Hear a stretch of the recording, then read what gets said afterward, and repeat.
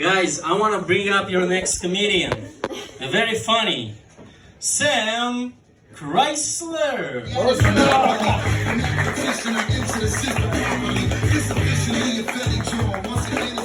Ladies and gentlemen, how you doing? As Alex said, I'm Sam Chevrolet. Let's get this going.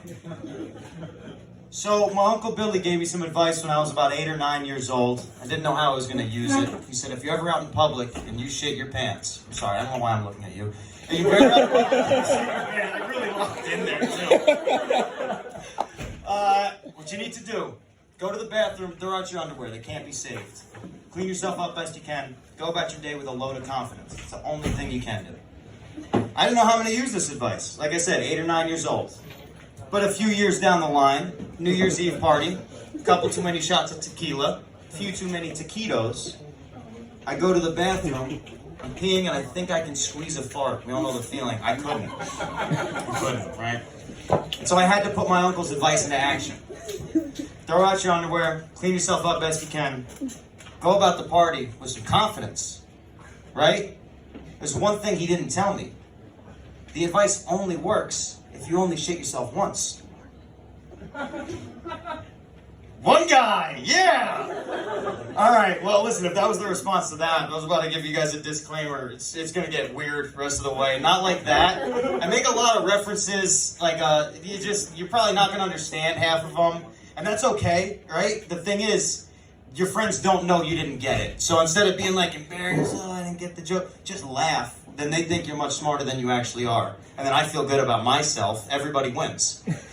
Cool, let's do it. Dude, I love this guy over here. He's the one I'm gonna do my prop comedy with in a minute. All right, hey, you guys know that show, How I Met Your Mother? Yeah. That's the one with Barney Rubble, right? Yabba dabba doo.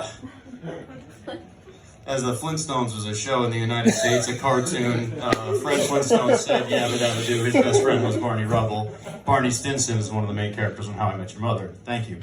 Now you all get it. I didn't even need the disclaimer if I'm going to explain all of them. Screw it. Hey, when I was at the gym when I was like 19, I saw a famous actor. It was Brendan Fraser, who we all know from the Mummy franchise. That's going way back. We all know Brendan Fraser. I smiled at him. We made eye contact. I thought this was a great thing. It was cool. Later in the workout, I tore my labrum. Now, maybe that's bad form. Maybe it's the curse of Ahman Ra. There we go. See, now you get it. All right. Hey, if you're from Tel Aviv and you didn't know that the McDonald's on Haya Kron is better than the McDonald's on Rothschild, you're a fucking loser. And I know what you're thinking. By saying that and knowing that, I've outed myself as the biggest loser in this room, but that's not true. I'm up 10 pounds this month. The Biggest Loser was a television show in the United States. Featured obese people doing challenges like treadmills and... Anyway. I'll just explain this one before I start. The Village People were a 1980s disco supergroup.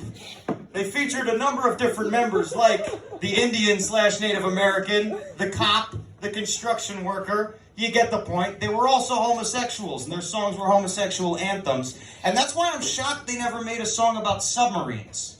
Because submarines make everybody gay, if you guys hadn't noticed. I can't figure out why. I couldn't until I did. Figured it out. You're locked in. You're ready for this. You ready? Submarines make everybody gay because the whole purpose of being on a submarine is to go down. What's next? Hey, let's do the prop comedy, right? Let's do some prop comedy. Guys, I want you all to pretend my friend over here is a criminal. Okay? Yeah. This man is a criminal. That's me. He's Australian, so it makes sense. Right? You know what we do to criminals in the United States? We throw the book at them. Thank you. That was my first try at prop comedy. How's it going? Great. Hey, I'll take that. I couldn't see a smile, so the great works. There's the light. Awesome. So, here's one last joke for you. How many Americans in the room? Can I see hands? Any? A few? Okay, maybe you'll get this. This is fine. There's more Americans than I've ever done this in front of. We have a huge fast food culture in our country, right? We love it. I went to school in upstate New York in a town called Binghamton. We would get bored. We'd say, hey, we're going to drive over to Vestal because they have a Taco Bell. But you can't do that in Israel. You maybe have a McDonald's in some cities. Tel Aviv's got a Burger King. It's not like you can come down to Jerusalem and go to the Arby's. It's not like you can go to Beersheba and go to the Long John Silver. Right? The only place maybe you could go is Nazareth, but all they have is a Church's Chicken. All right, that's more than I've ever got with that joke. Woo. I'll end it there. Ladies and gentlemen, your next comic deserves a hell of an introduction. He's a great friend of mine, a really funny man, Omri Levine. Whoa!